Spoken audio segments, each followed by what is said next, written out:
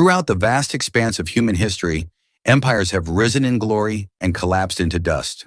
From the towering ziggurats of Mesopotamia to the stone-paved roads of Rome, humanity has left a trail of magnificence and mystery across the globe.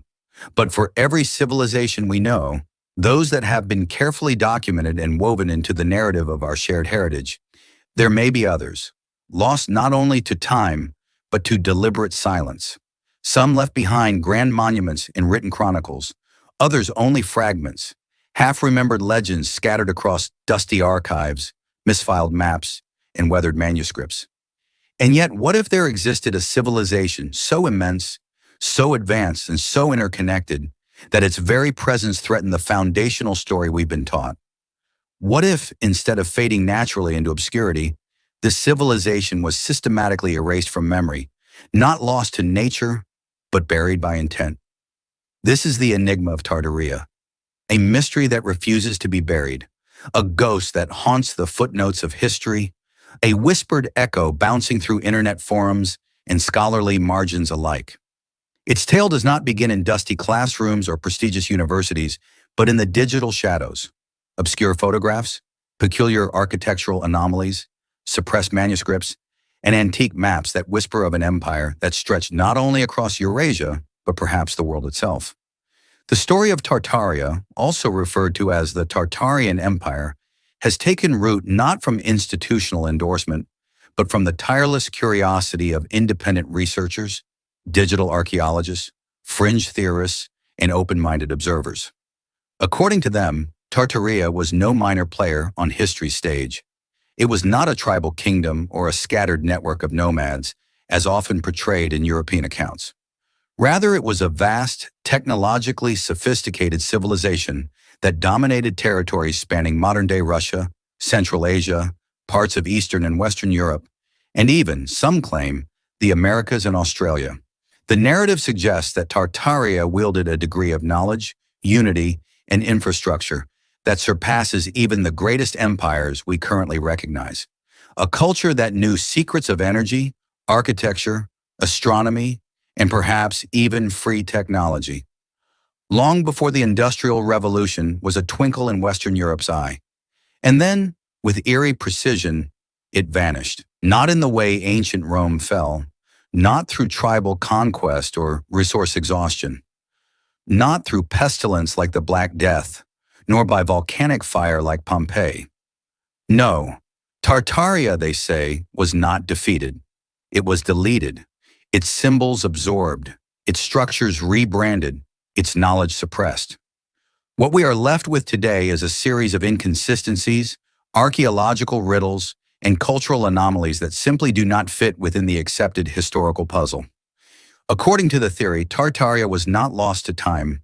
It was hidden from it, intentionally removed by those who sought to control the narrative of where we come from, and more importantly, where we are allowed to go. Skeptics may scoff, and yet, in the digital age where access to archives, imagery, and ancient documents has been democratized, the theory of Tartaria has taken on a life of its own. Not because it is fully proven, but because it refuses to die. Because for every piece of debunking, a dozen more anomalies arise. Because simply put, too many things no longer add up. Let us begin with what many consider the cornerstone of the Tartarian hypothesis, the maps. Cartographic records from the 15th to the 18th centuries, crafted not by amateurs but by the most respected European mapmakers, frequently depict a landmass known as Tartary, Tartaria, or Great Tartary.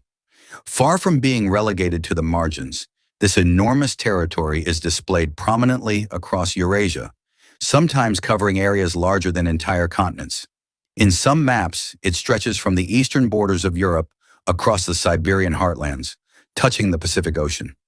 Occasionally, it appears connected to parts of North America through speculative land bridges or dotted islands.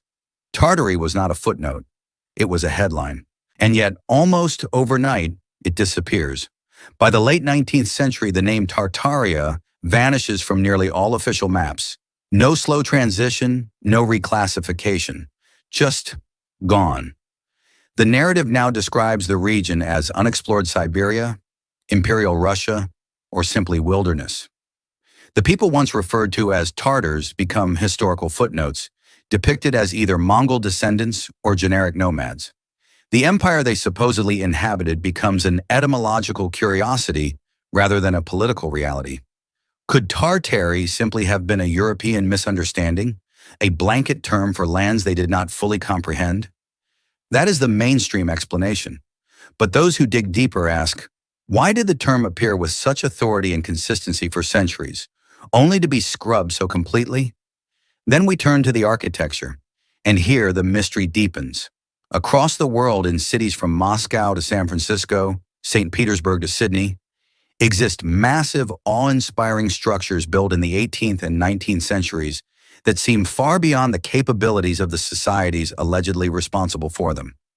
Government buildings, cathedrals, city halls, rail stations, and exposition halls, each featuring colossal domes, giant stone columns, and intricate facades, present a technological and artistic challenge that seems inconsistent with the tools and resources of the time.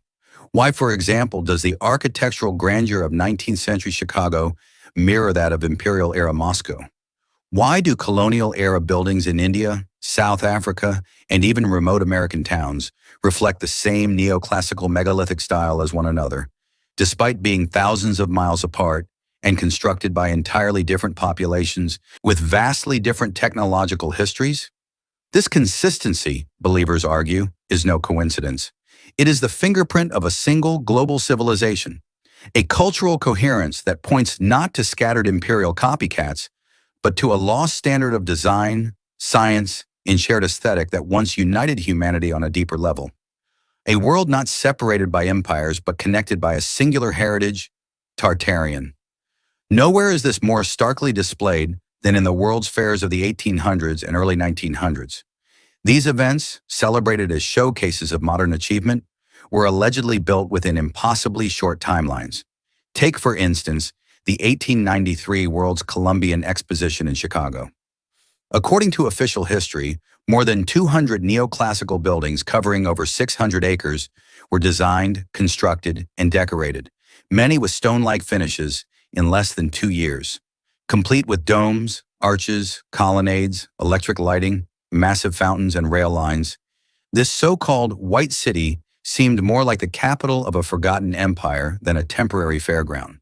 And yet, mere months after the event ended, most of these monumental structures were destroyed, burned or torn down, their ruins erased almost entirely from existence. Why? Why invest such extraordinary effort and expense to create temporary buildings, only to demolish them immediately after use? Why are the timelines of construction so questionable, lacking photographs of foundational stages or the actual building process? Why does the architectural style of these structures echo those in cities that allegedly had no connection to Chicago at the time? The believers answer, these structures were not built for the fairs. They were already there. They were remnants of the old world, the Tartarian world, repurposed, rebranded, and eventually erased. But the strangeness does not end with architecture. There is also the mystery of the mud flood. According to this part of the theory, a global cataclysm, possibly engineered, possibly natural, occurred sometime in the 18th or early 19th century. It involved a rapid deposition of mud, sediment, and debris across cities around the world, burying entire ground floors of buildings and creating the illusion that the remaining structures were built atop shallow foundations.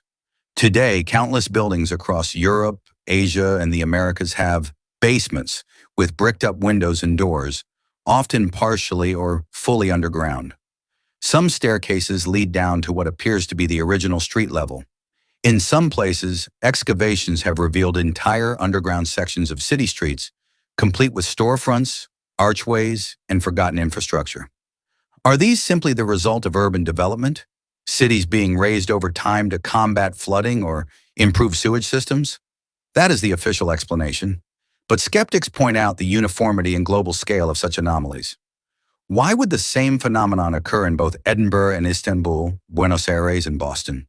Why does photographic evidence from the 1800s show massive buildings surrounded by what appears to be half-buried terrain, doorways far below the modern street level? The mud flood theory, while radical, raises a compelling metaphor, that our history is layered, not only in time, but in truth.